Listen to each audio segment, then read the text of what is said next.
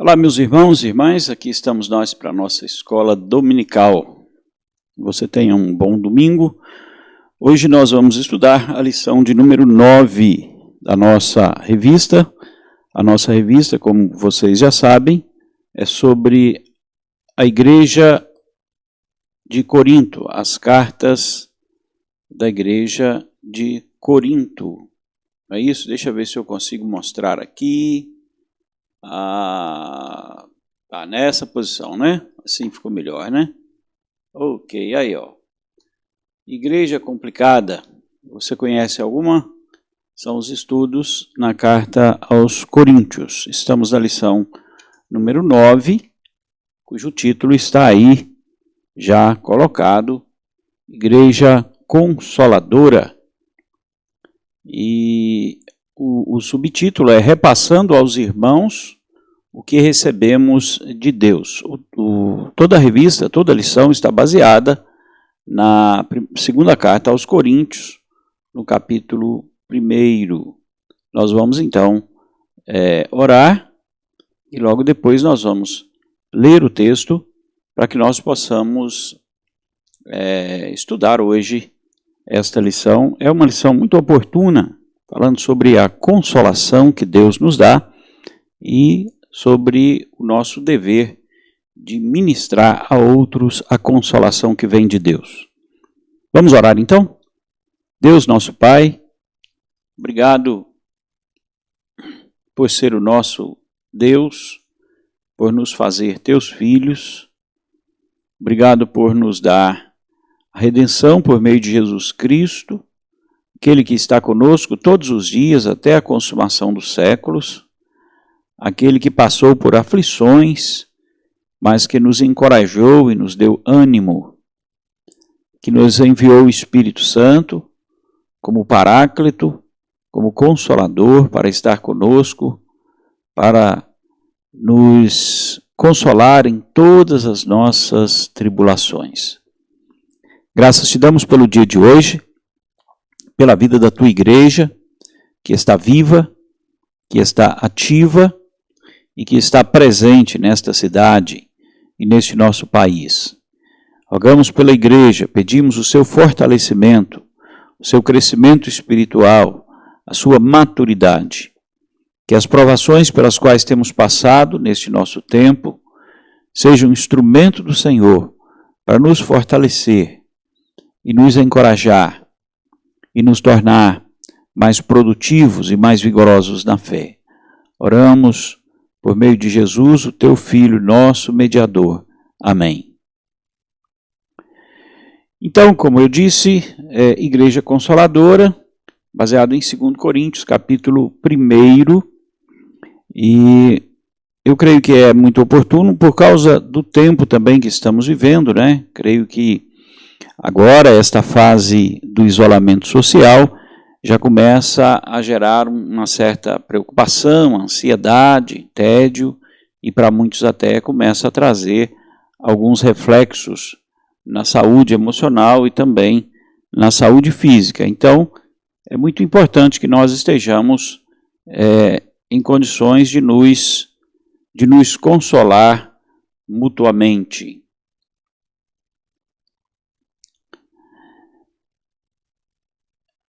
Eu gostaria de começar falando sobre este conceito que a teologia da prosperidade criou no coração dos crentes.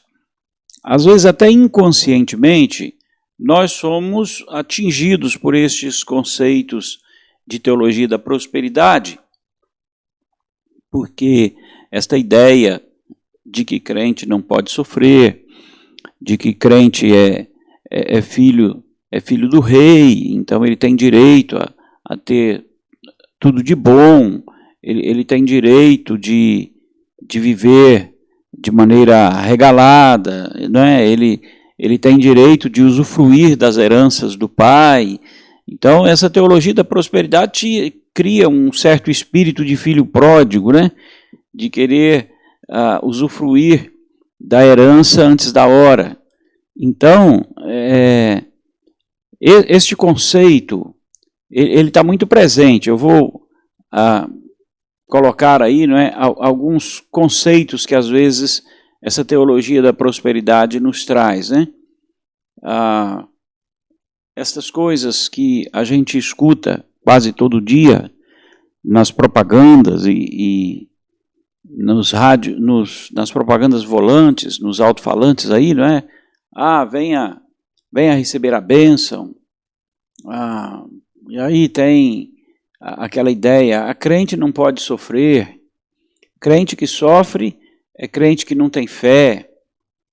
Então, nós somos sempre desafiados a buscar estas coisas. Terça-feira dos milagres, quarta-feira da prosperidade, a sexta-feira do descarrego e aquela logo, né? Pare de sofrer. Então, essas coisas acabam criando um certo conceito de vida cristã no nosso coração. E a gente acaba assimilando estas coisas. Tem muitos crentes também que são mais vulneráveis e que acabam também, às vezes, se deixando levar aí por estes conceitos. E nós precisamos estar muito atentos sobre isso. O que a Bíblia tem a nos dizer sobre isso? Crente pode ou não pode passar por provações? Nós vemos na vida de Paulo que ele foi um homem que experimentou o sofrimento e muitas provações. Não foram poucas, não, foram muitas provações. Então, se nós olharmos bem as experiências do apóstolo Paulo, e nós temos Paulo como um crente exemplar, como um ótimo crente, e nós vemos as provações pelas quais ele passou, nós vamos perceber que este conceito de teologia da prosperidade, ele anda na contramão do ensino da palavra de Deus. Entre as muitas provações pelas quais o apóstolo Paulo passou, estava os ataques que ele recebia contra a sua autoridade apostólica. Tanto na carta aos Gálatas, ele fez uma defesa prolongada sobre o seu apostolado. Capítulo 1, capítulo 2, ele faz uma defesa prolongada do seu apostolado, dando provas de que ele, de fato, é apóstolo do Senhor Jesus Cristo. Talvez seja este o motivo porque Paulo sempre se dirige às igrejas com esta expressão: Paulo, apóstolo de Cristo Jesus, pela vontade de Deus. Quase todas as introduções às cartas de Paulo, ele tem esta apresentação, porque ele foi muito atacado na sua autoridade apostólica, ele foi muito questionado. E lá na cidade de Corinto, na igreja de Corinto, também haviam falsos mestres que estavam atacando Paulo e o acusando de não ser apóstolo. Então, ele se apresenta desta forma, deixando claro a sua convicção apostólica, a sua certeza de que ele está falando como um enviado de Cristo, como uma das colunas da igreja. Então, ele é apóstolo de Cristo por vontade de Deus. Com certeza, estes ataques, eles feriam muito o coração de Paulo. Eles machucavam muito o coração de Paulo, porque ele amava ao Senhor Jesus Cristo, ele amava a sua igreja e ele amava o ministério que ele havia recebido de Jesus. Então, estes ataques, com certeza, eram para ele uma grande provação. Então, a carta foi escrita exatamente com este contexto, mas também a carta foi escrita após um momento de provação muito severo, porque ele já começa o capítulo 1 falando das provações que ele estava sofrendo. Versos 8 e 9, Paulo fala das provações que ele sofreu e disse que eram as tribulações que nos sobreveio na Ásia, versículo 8. 2 Coríntios 2, verso 8. Porque não queremos, irmãos, que ignoreis a natureza da tribulação que nos sobreveio na Ásia, porquanto foi acima das nossas forças, a ponto de desesperarmos até da própria vida. E no versículo 9, ele fala que ele teve, ou que ele recebeu uma sentença de morte. Essa foi uma provação muito severa. Eu não sei exatamente que tipo de provação foi esta, mas Paulo passou por muitas provações. Em capítulo 14 de Atos 19, quando ele estava na sua viagem missionária, acho que foi a segunda viagem missionária, ele foi apedrejado e foi dado como morto, foi tido como morto. Quando ele estava em Listra, ele foi apedrejado e foi tido como morto. Em 2 Coríntios, capítulo 11, versículo 23 em diante, o apóstolo Paulo faz uma lista de provações pelas quais ele passou. Vejam bem, eu ainda mais, em trabalhos muito mais em prisões, em açoites sem medida, em perigos de morte muitas vezes. 5 vezes recebi dos judeus uma quarentena de açoites menos 1. Fui 3 vezes fustigado com varas, uma vez apedrejado, em naufrágios 3 vezes. Uma noite e um dia passei na voragem do mar, em jornadas muitas vezes, em perigos de rios, em perigos de salteadores, em perigos entre patrícios, em perigos entre gentios, em perigos na cidade, em perigos no deserto, em perigos no mar, em perigos entre falsos irmãos, em trabalhos e fadigas, em vigílias muitas vezes, em fome e sede, em jejuns muitas vezes, em frio e nudez, além das coisas exteriores, ao que pesa sobre mim diariamente a preocupação com todas as igrejas. Então, aqui em 2 Coríntios 11, 23 a 28, ele fala de quantas provações ele passou e de quão grande foi o sofrimento. A própria igreja de Corinto era uma igreja que foi muito hostil ao apóstolo Paulo. Tanto que as cartas que ele escreve à igreja de Corinto foram cartas muito duras, de repreensões muito severas. Então, Paulo foi um homem que sofreu muitas provações e teve muitos sofrimentos. Então, esta teologia da prosperidade, que diz que crente não pode sofrer, que crente não pode passar por tribulações, ela não é uma teologia bíblica. O Novo Testamento não ensina isto.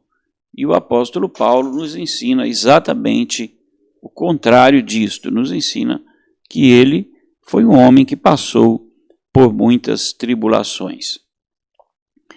Mas, apesar de passar por muitas tribulações, Paulo começa o capítulo 1 de 2 Coríntios com louvor. A palavra bendito seja o Deus e Pai de nosso Senhor Jesus Cristo. É uma palavra de louvor. Ele começa exaltando a Deus.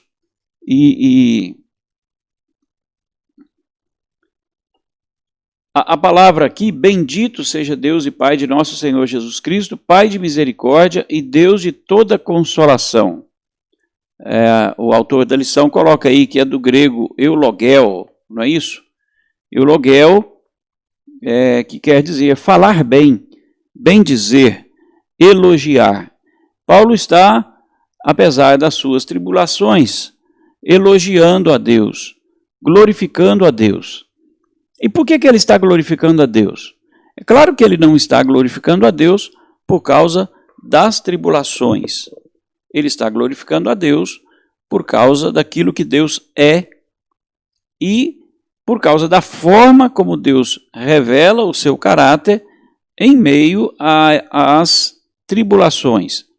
Então, não é que nós estamos dizendo que o crente deve agradecer pelas tribulações, apesar de que Tiago fala que nós devemos ter nas tribulações uma fonte de fortalecimento. Mas aqui Paulo está glorificando a Deus, porque Deus, em meio às suas tribulações, revelou a ele o seu caráter paterno, o seu caráter gracioso, o seu caráter de um pai cuidadoso. Então, ele fala aqui em 2 Coríntios capítulo 1, ele fala sobre Deus como o Pai de toda misericórdia e o Deus de toda consolação. Consolação é uma palavra que foi usada para o Espírito Santo. A Bíblia diz que o Espírito Santo é o Consolador, o Paráclito. Então, em meio às tribulações, ele bendiz a Deus, porque Deus é Pai de misericórdia e porque ele, em meio às tribulações, está sendo consolado pelo Espírito Consolador, pelo Paráclito que foi enviado por nosso Senhor Jesus Cristo. Muito bem, então este Pai de toda misericórdia e este Paráclito, este Deus de toda consolação, é quem nos conforta em toda tribulação. É muito importante o todo aí. O Pai é o Deus de toda misericórdia e ele nos consola de toda tribulação. Então, Paulo está experimentando um Deus que está presente o tempo todo, que está presente em todas as circunstâncias e que o consola de todas as suas lutas. E aí no versículo 4, a parte C do versículo, ele fala que ele está feliz diante de Deus porque ele está sendo contemplado com toda consolação, não é? Então, toda a consolação, em toda a tribulação que ele experimentou, também ele experimentou a consolação que veio de Deus para o seu coração. Então, esta consolação que vem de Deus não é a ausência de tribulações, é o encorajamento no meio das tribulações. A promessa de Deus e de nosso Senhor Jesus Cristo não é de nos livrar das tribulações, mas é de estar conosco em meio às tribulações. É de liberar para nós de sua graça, fortalecendo-nos em meio às nossas tribulações. A palavra aqui, ela tem uma ênfase no sentido de que a força vem para suportar. Paulo escreve isto nesta carta aos Coríntios, no capítulo 10, versículo 13. Deixa eu voltar um pouquinho aqui. Quando ele escreve assim: não vos sobreveio tentação que não fosse humana, mas Deus é fiel e não permitirá que sejais tentados além das vossas forças. Pelo contrário, juntamente com a tentação, vos proverá livramento, de sorte que a possais suportar. Então, a consolação consiste em prover o livramento e consiste em liberar força, liberar encorajamento, liberar determinação, para que ao passar pela tribulação sejamos suavizados, consolados e encorajados pela graça que vem de Deus. O problema da teologia da prosperidade é que ela induz os crentes a buscar consolo em outra fonte. Por exemplo, qual é o consolo para quem está passando pela tribulação do desemprego? É o milagre do emprego, da unção da carteira. Qual é o consolo para quem está passando pela enfermidade, qual é o consolo da teologia da prosperidade? É o milagre que repreende a enfermidade. Então, é na verdade uma fuga da tribulação, uma forma de esquivar-se da tribulação sem precisar de suportá-la e de superá-la pela graça de Deus. Isto é um afastar-se desta promessa de consolação que vem por meio de Deus e da sua palavra, que vem por meio do Espírito Santo, recorrendo a artifícios chamados artifícios da fé, que livra o indivíduo de suportar as tribulações. Paulo não fez isto. Paulo, na verdade, passou pelas tribulações, sofreu as tribulações, e nelas, ou em meio a elas, recebeu o consolo e o conforto que veio de Deus por meio do Espírito Santo.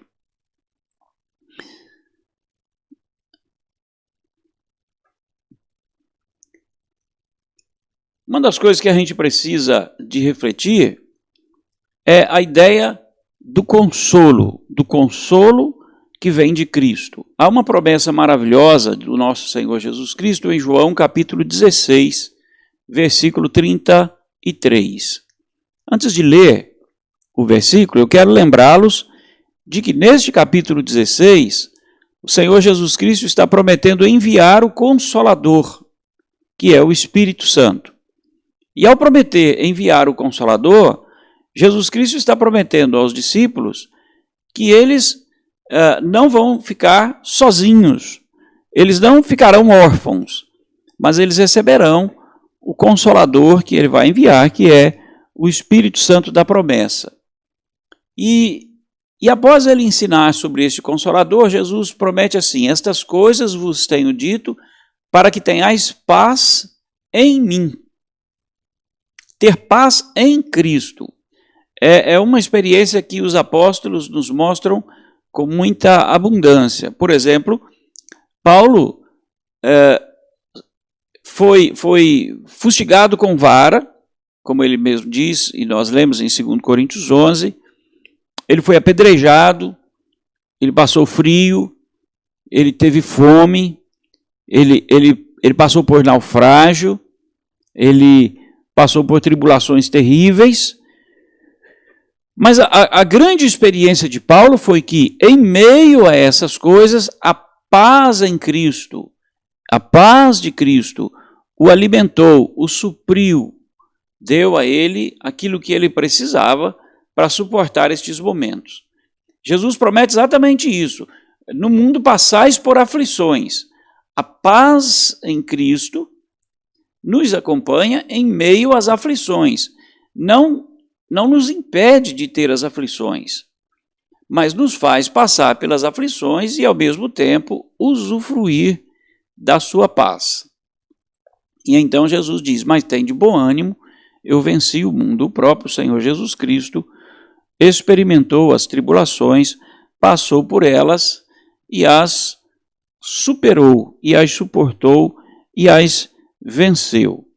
Bom, nós podemos afirmar o seguinte: só experimenta consolação que vem de Deus quem se submete com fé às provações que o próprio Deus nos permite ter.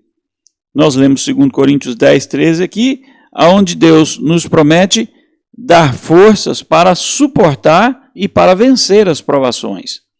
Então, quem se submete às provações que vêm de Deus e passa por elas por meio da fé em nosso Senhor Jesus Cristo, tem depois também a alegria de poder compartilhar o alívio, o socorro, a paz de Cristo que o acompanhou em meio a estas tribulações.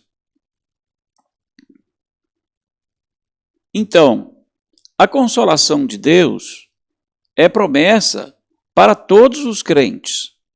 Mas, como nós dissemos, não há consolação onde não há tribulação. Não há consolação onde não há provação. Então, o fato de estarmos passando por tribulações é exatamente a oportunidade que nós temos de experimentar a consolação e o livramento.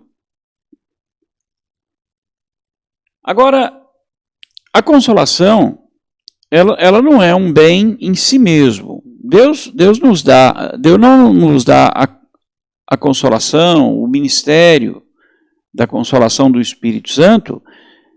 Ele não tem a mim, a você, como um fim em si mesmo. É claro que Deus, como nosso Pai, é um Deus que cuida de nós, que nos assiste em nossa fraqueza e que nos consola em nossa tribulação. Mas não como um fim em si mesmo, e sim como uma oportunidade de ministério, como uma oportunidade de sermos, nas mãos de Deus, instrumentos da sua graça. E isso é uma coisa que nós aprendemos muito neste capítulo 2, neste capítulo 1 da segunda carta aos Coríntios. Paulo fala sobre isto, dizendo que a tribulação, o sofrimento, é também uma oportunidade para nós praticarmos a mutualidade cristã. Aliás, até a mutualidade cristã é tema nosso do nosso culto de logo à noite. A mensagem de logo à noite vai falar também sobre a mutualidade cristã como um efeito da graça de Deus em nossa salvação. A mutualidade cristã, diz o apóstolo, ela nos foi dado como um ministério. O consolo que nós recebemos de Deus é um consolo que nós devemos compartilhar. Segundo Coríntios 1, a partir do verso 3, diz assim: Bendito seja o Deus e Pai de nosso Senhor Jesus Cristo, o Pai de misericórdia e Deus de toda consolação. É Ele que nos conforta em toda a nossa tribulação, para podermos consolar os que estiverem em qualquer angústia e com a consolação com que nós mesmos somos contemplados por Deus. Então, a vida cristã é uma vida de compartilhamento. Aquilo que Deus nos dá, Ele nos dá para abençoar a nós mesmos e também, através de nós, abençoar outras pessoas. Então, aqueles que enfrentam as suas tribulações e experimentam a consolação que vem de Deus, têm com ela a oportunidade de abençoar outros irmãos, ajudando-os no tempo da sua dificuldade.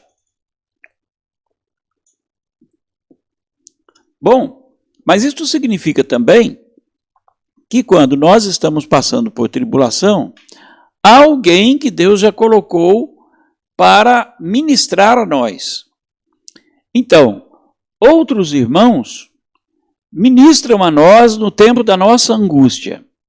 E nós, com o que aprendemos na consolação que vem de Deus, em meio às nossas angústias, vamos poder ministrar a outros, abençoar a vida de outros, fortalecer a vida de outros irmãos. Na primeira carta aos Coríntios, no capítulo 12, o versículo 26, nós lemos assim. Deixa me encontrar aqui, 12, 26. De maneira que, se um membro sofre, todos sofrem com ele. E se um deles é honrado, com ele todos se regozijam. Está vendo? A vida de mutualidade cristã proporciona-nos esta oportunidade de usufruir das bênçãos que Deus dá a outros e de repartir as bênçãos que Deus dá a nós.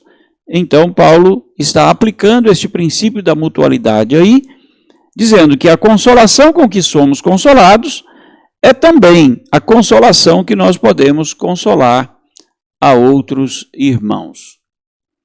Esta consolação, ela é proporcional, não é? Quanto maior o sofrimento, quanto maior a provação, também maior é o consolo que vem de Deus. E quanto maior é o consolo que recebemos de Deus, mais nós estamos também equipados para ajudar outros. Às vezes a gente que já viveu um pouquinho mais e às vezes já experimentou coisas mais difíceis, traumáticas, a gente vê alguns irmãos reclamando e a gente olha, pensa assim, mas isso é tão pequeno, mas isso parece tão pequeno. Sim, parece tão pequeno para quem já passou por coisas muito mais duras, muito mais severas. Mas não podemos ignorar o sofrimento do irmão. Às vezes a gente costuma usar a seguinte expressão: o maior sofrimento é o meu sofrimento. Não importa quão grande tenha sido o seu sofrimento, eu não o senti. Eu sinto o meu sofrimento. Portanto, o meu sofrimento é o pior sofrimento. A gente precisa ajudar o outro sem ignorar o que ele está sentindo, né? Sem ignorar o que ele está sofrendo. Às vezes as pessoas usam mal isto.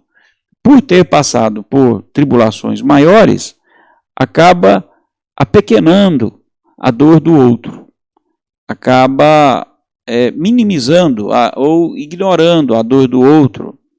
E às vezes até fazendo comentários ofensivos, desprezando o sentimento do outro. Não é isso que nós devemos fazer. O apóstolo está dizendo, a palavra de Deus está aí dizendo, que o fato de termos passado por tribulações maiores nos capacita para ajudar aqueles que estão enfrentando dificuldades, sejam menores, sejam maiores. Isto vai ser instrumento nas mãos de Deus. É um ministério para você praticar a sua mutualidade cristã. Bom, esta consolação, como fonte de ministério, também é uma oportunidade para o nosso crescimento espiritual. No versículo 8, 2 Coríntios 1, versículo 8, o apóstolo Paulo conta a experiência da sua tribulação que ele enfrentou na Ásia. Ele disse que aquela tribulação foi terrível. Versículo 8 ele diz que foi acima das nossas forças, ou acima de nossas forças. Ele disse também, foi ao ponto de desesperar da própria vida. O que Paulo está dizendo a gente achava que não ia escapar, porque o que aconteceu estava acima da nossa capacidade de suportar e de superar. Não tínhamos mais o que fazer. Estávamos à mercê da situação, não é? E ele diz, perdemos a esperança. Desesperar aí é perder a esperança, é achar que não ia sobreviver. Ele disse, recebemos a nossa sentença de morte. É alguém que olha para a situação e diz, não tem como escapar disso aqui. Não tem saída. Bom, o que isso proporcionou para ele? Ele está ali, ele está vivo. Ele passou, ele superou. E o que ele aprendeu com aquela situação? Ele aprendeu a confiar no Deus que tem poder para ressuscitar os mortos. Ora, se Deus pode ressuscitar os mortos, por que Ele não pode nos livrar destas situações difíceis? Então foi uma oportunidade para ele crescer na fé e para ele também experimentar coisas grandiosas. Às vezes nós somos muito medrosos e o nosso medo nos leva a fugir das situações mais desafiadoras. E exatamente porque nós não enfrentamos estas situações desafiadoras, nós também não temos um crescimento proporcional. O apóstolo Paulo escreveu a Timóteo, dizendo que todo aquele que quer viver piedosamente será perseguido. Então, quanto maior é a nossa piedade, maior também será a oposição do inimigo. E quanto maior for a oposição do inimigo, maior será o nosso crescimento em fé, maior será a nossa experiência de fé. Versículo 10, ele diz que isto ajudou, no versículo 9, ele diz que ajudou a confiar em Deus, que ressuscita os mortos, e no versículo 10, ele diz, o qual nos livrou e livrará de tão grande morte. E aí ele continua dizendo assim, em quem temos esperança, ou em quem temos esperado, que ainda continuará a livrar-nos. Agora Paulo está mais encorajado, mais determinado. Ele diz, se Deus me livrou dessa, Ele pode me livrar de qualquer outra coisa. Se Deus me livrou desta situação, então agora eu acredito que não há mais nada que Ele não possa fazer para nos livrar. E isto foi encorajamento para os crentes de Corinto. Ele disse, olha, o que Deus fez por nós foi algo que nós não podíamos imaginar. E agora nós queremos compartilhar isso para que vocês saibam que Deus também pode livrá-los de qualquer situação. Irmãos, as experiências que nós temos com Cristo são tão fortes e a gente vê pessoas mais idosas que já passaram por tanta coisa. Eu estou me lembrando aqui de uma visita que fiz para a nossa irmã Simira, a querida Mira, né? Ela um dia, aquele jeitinho dela, né, de falar, ela disse assim, eu já chorei muito nessa vida e agora eu não choro mais não. Eu acho que nem existe mais motivo para chorar. Eu já tive todos os motivos da vida para chorar, eu já tive, agora eu não assusto com mais nada. Ora, uma pessoa idosa que já passou por muitas tribulações, ela está um tanto quanto vacinada. Tipo assim, Deus já me livrou de tudo isto, eu vou ficar com medo de quê? Eu vou ficar desesperado por quê? Estas experiências nossas precisam ser um ministério, um instrumento de Deus para fortalecer os crentes novatos, um instrumento de Deus para encorajar os jovens, os adolescentes ou os neófitos. Bom, então agora nós chegamos naquele ponto de perguntarmos a nós mesmos, né? O que é que nós vamos fazer com isto? O que é que nós vamos fazer com todas estas informações? Com todas estas coisas boas que Deus compartilha conosco. Vamos fazer o que com isso? Bom, há algumas coisas que nós podemos fazer. Uma das coisas é nós aprendermos que Deus trabalha por nós. Paulo falou, olha, passamos por uma provação que estava além das nossas forças, achei que não iríamos suportar, mas Deus trabalhou por nós. Eu estou me lembrando da viagem de Paulo para Roma, capítulo 27 de Atos, quando a tempestade acabou com o navio e Paulo falou para o comandante e para os, acho que 270 que estavam no navio, ele disse, olha, comam e bebam e se fortaleçam, porque ninguém vai morrer. Ninguém vai morrer. E de fato ninguém morreu. Deus trabalhou por eles. Então, Deus trabalha por mim, Deus trabalha por você, Deus nos dá aquilo que nós precisamos para suportar as nossas tribulações. Você não precisa perder a fé, você não precisa perder a esperança, você não precisa perder o sono, você não precisa ficar doente por causa das suas tribulações. você precisa confiar no Senhor e esperar que Ele haja em seu favor para livrá-lo das suas tribulações. E Deus vai usar muitas coisas, inclusive outros irmãos que já passaram por situações semelhantes. Outra coisa, não é? A Bíblia nos apresenta Jesus como servo sofredor. Isaías 53 diz que ele é um servo sofredor. E Jesus Cristo disse também o seguinte: o discípulo não está acima do seu Senhor.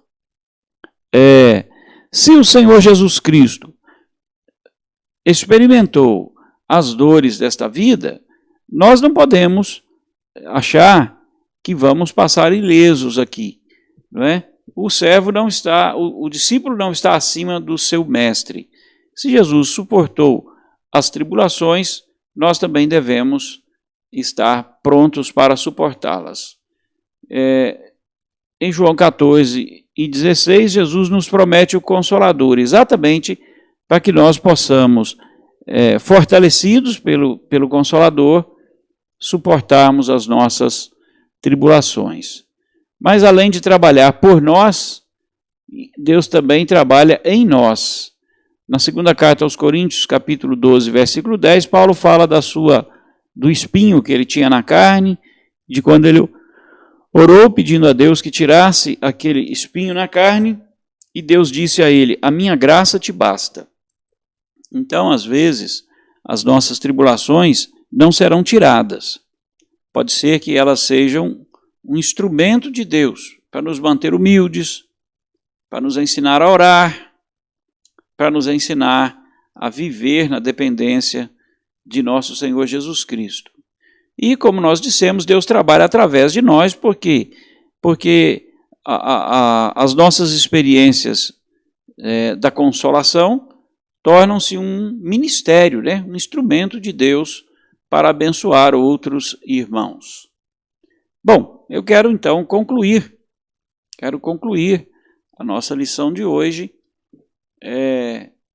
passando a bola para você, não é? Agora é com você. Jesus disse: e eu rogarei ao Pai, e Ele vos dará outro Consolador, a fim de que esteja para sempre convosco. Você recebeu o Espírito Santo de Deus, não recebeu? Se você é crente, você recebeu o Espírito Santo. Se você não recebeu o Espírito Santo, então você ainda não é crente. Aqueles que creram, receberam o Espírito Santo. O Senhor Jesus enviou para os crentes. Ok, nós precisamos aprender a viver cheios do Espírito. E o apóstolo Paulo, em Gálatas 5, diz que nós devemos vivenciar o fruto do Espírito. Então, este Consolador está aí. Ele está em você, ele está em mim, ele está na igreja. Então, nós vamos fazer o que com isso? Vamos fazer o quê? Vamos viver uma vida atribulada, amedrontada? Vamos viver uma vida angustiada por causa das nossas tribulações, sendo que o Senhor Jesus Cristo nos deu o Espírito Santo exatamente para que nós tenhamos paz nele? Olha só, estas coisas vos tenho dito para que tenhais paz em mim. Você tem o Espírito Santo? Tem? Você tem paz em Cristo? Você vive na paz de Cristo? Você usufrui desta paz? O Senhor Jesus disse que o seu jugo é suave, o seu fardo é leve. Ele disse que nele nós temos paz. Então, você precisa refletir sobre isso. Eu não estou querendo que você pense que não tem essas coisas. Eu estou querendo o seguinte: se você está aflito e não está recebendo esta consolação, eu não quero que você conclua assim: eu não tenho o Espírito Santo, eu não sou crente. Não é isso. Olha, se você tem uma experiência de fé em Jesus, se você está certo de que Ele é o seu Salvador, você precisa também ter convicção de que Ele te deu o Espírito Santo. E que você, neste Espírito Santo, pode desfrutar da paz de Cristo. E para isso você precisa desenvolver no seu coração esta vida no Espírito. Há muitas coisas que podem tirar a sua paz, inclusive a ingratidão, a murmuração, o estar descontente com a vida que Deus te deu, com o corpo que Deus te deu, com a família que Deus te deu, com a casa que Deus te deu. Então, essa falta de contentamento é que pode também estar tirando a sua paz. O coronavírus é muito pequeno para tirar a paz de Cristo do nosso coração. A crise econômica é um motivo muito pequeno para fazer você perder a sua esperança no consolo que vem do Espírito Santo, não é? Muito bem. Quem busca consolo em prosperidade já abandonou o Senhor Jesus Cristo e o seu Espírito. Jesus disse que nós não podemos servir a Deus e às riquezas. As pessoas que, para ter paz, precisam ter dinheiro, para ter paz, não podem ter doença, para ter paz, tem que estar buscando curandeirismo, milagres, promessas, em coisas outras, são pessoas que estão fugindo das tribulações e buscando a paz fora de Cristo e fora do Consolador que Ele enviou. E isto sim é algo a ser questionado, isto sim é algo que põe em dúvida realmente as nossas convicções espirituais. Então você é de Cristo, você tem o seu Espírito, então você tem dele toda a sua consolação. Vamos ler de novo 2 Coríntios 2, versículo 3, diz assim: Bendito seja o Deus e Pai de nosso Senhor Jesus Cristo, o Pai de misericórdias e Deus de toda consolação. É Ele quem nos conforta em toda a nossa tribulação, para podermos consolar os que estiverem em qualquer angústia, com a consolação com que nós mesmos somos contemplados por Deus. Que Ele assim abençoe-nos e nos ajude a viver a plenitude da graça e do consolo que vem do seu Espírito. Eu quero que você reflita sobre isto e use o seu domingo, o dia do Senhor, para pensar sobre isto. Até que ponto os problemas criados pelo coronavírus podem tirar a sua paz em Cristo? Até que ponto esta não é uma grande oportunidade de Deus para nos ensinar a viver a consolação do Espírito Santo? Este é um momento missionário para a igreja. É um momento missionário para a igreja. O que você vai fazer com isto? Esconder-se dentro da sua casa e esquecer que você é um crente em Jesus? Esquecer que você professou a sua fé nele? Ou você vai transformar este momento numa oportunidade para consolar aqueles que estão aflitos? Com certeza tem muita gente aflita aí perto de você. Gente que tem medo de morrer, gente que não tem certeza da vida eterna, gente que está apavorado por causa deste coronavírus, gente que está com medo de empobrecer. É uma oportunidade imensa de ministério para a igreja. Então, que Deus nos desperte para fazer deste momento uma oportunidade de ministério, de proclamação da paz e da graça que está no Senhor Jesus Cristo. Amém.